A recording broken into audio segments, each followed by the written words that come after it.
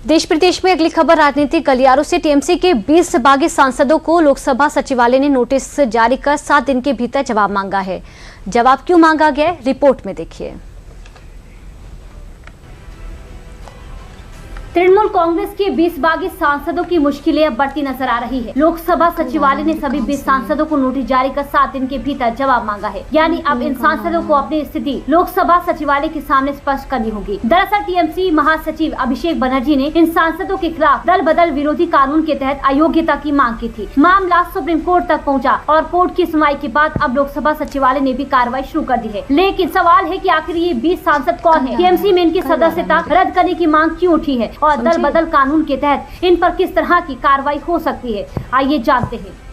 काकोली घोष तहसीलदार सुदीप बंदोपाध्याय, शताब्दी रॉय, प्रसन्न बनर्जी और रचना बनर्जी, जगदीश चंद्र वर्मा बसुनिया, पार्थ भौमिक, अरूप चक्रवर्ती, दीपक देव अधिकारी और सायोनी घोष, मोहम्मद अबू ताहिर खान, कालीपद सारिन खीरवार, असित कुमार माल और जून मालिया, मिताली बाग, खलीलुर रहमान, माला रॉय, शर्मिला सरकार और यूसुफ पठान।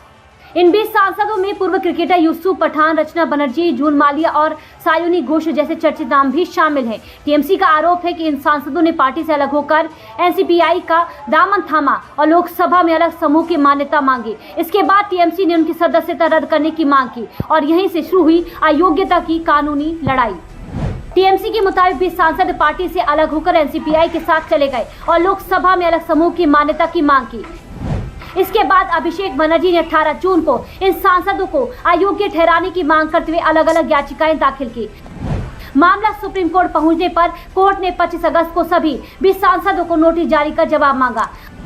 अब लोकसभा सचिवालय ने भी 20 सांसदों को नोटिस जारी कर 7 दिन में जवाब मांगा है। फिलहाल 20 सांसदों के सामने पहला पड़ाव है 7 दिन के भीतर लोकसभा सचिवालय को अपना जवाब देना। इसके बाद उनके जवाब और दोनों पक्षों की दलीलों के आधार पर आगे की प्रक्रिया तय होगी। वहीं सुप्रीम कोर्ट भी समयबद्ध कार्रवाई की जरूरत पर जोर दे चुका है। ऐसे में अब नजर इस बात पर है कि 20 सांसद क्या जवाब देते हैं और उनके जवाब के बाद लोकसभा स्पीकर का अगला कदम क्या होता है। फिलहाल इन सांसदों की सदस्यता पर फैसला होना बाकी है।